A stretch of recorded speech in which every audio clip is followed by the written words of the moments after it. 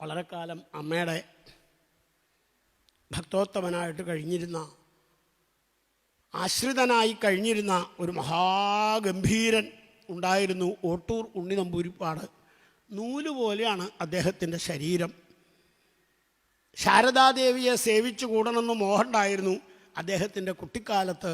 കൽക്കട്ടയിലും രാമകൃഷ്ണാശ്രമത്തിലൊക്കെ പോയെങ്കിലും ശാരദാദേവിയെ കാണാൻ അദ്ദേഹത്തിന് ജീവിതത്തിൽ തരായില്ല. അദ്ദേഹം അമ്മയുടെ അടുത്ത് വന്നതിന് ശേഷം പറഞ്ഞ വാക്കുകളാണ് നേരിട്ട്.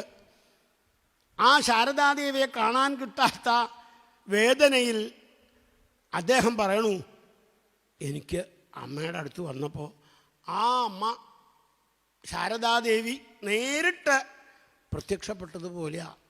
എനിക്ക് ഈ അമ്മ ശാരദാമണിയാണ് എൻ്റെ, ശാരദാദേവിയാണ് എൻ്റെ.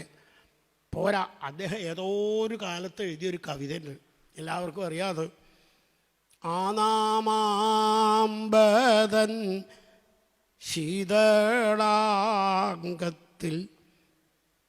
സാനന്ദം എന്നുറങ്ങും ഞാൻ. എന്നാ എനിക്കത് സാധിക്കുക? അമ്മയുടെ മടിയിൽ തല വെച്ച് കിടന്നുറങ്ങാൻ. ആനാമാമ്പതൻ ശീതളാംഗത്തിൽ സാനന്ദം എന്നുറങ്ങും ഞാൻ എന്നാണ് കവിതയുടെ പേര്. എന്നാണ് എനിക്കത് സാധിക്കുക, എന്നാണ് എനിക്ക് സാധിക്കുക, എന്നാണ് എനിക്കത് സാധിക്കുക എന്ന് ഭാവന ചെയ്ത് അദ്ദേഹത്തിൻ്റെ തൂലിക അമ്മയുടെ അടുത്തെത്തി. അമ്മയുടെ മടിയിൽ അദ്ദേഹം ഇങ്ങനെ കിടന്നുകൊണ്ട്, ഒട്ടൂർ മോന് എന്താ വേണ്ടേച്ചാൽ കൊടുക്കൂ. അദ്ദേഹം പറഞ്ഞത്ര ഒരു പേനയും കടലാസും വേണമെന്ന്. അവസാനത്തെ വരികൾ ഞാൻ മനസ്സിലാക്കിയെടുത്തോളം, അമ്മയുടെ മടിയിൽ കിടന്നുകൊണ്ട് അദ്ദേഹം ഒരു കവിത എഴുതി. കവിത എഴുതാൻ പറ്റിയില്ല, അപ്പോഴേക്കും മരിക്കുകയായി. ചായ കടത്തിയിട്ടുറക്കണേ വേഗം. ചായ കടത്തുക എന്നുള്ളത് ഒറ്റപ്പാലത്ത് മായന്നൂരാണ് അദ്ദേഹത്തിൻ്റെ ഇല്ലം, ഓട്ടൂർ നമ്പൂതിരിപ്പാടിൻ്റെ തറവാട്. അവിടുത്തെ ഭാഷയാണ് ചായ കടത്തുക എന്ന് വെച്ചാൽ വാവോ ഉറക്കുക എന്നർത്ഥം. അമ്മോടല്ലാണ്ട് ആരോടാ കുട്ടികൾ പറയുക, എന്നെ വേഗം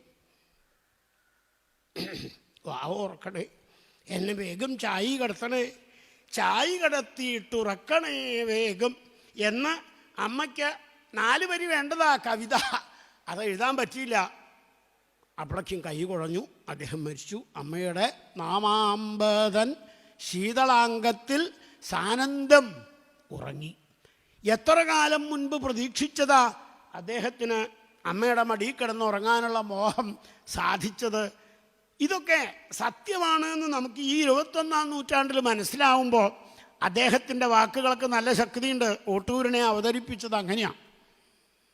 അമ്മയുടെ മടിയിൽ കിടന്നുറങ്ങിയ ആ ഒട്ടൂർ ഉണ്ണി നമ്പൂതിരിപ്പാട് അവർ വൈശ്രവണൻ എന്ന മഹാനുഭാവനും അമ്മയുടെ അടുത്തേക്ക് വന്ന് താമസിച്ചിരുന്നു വളരെ കാലം.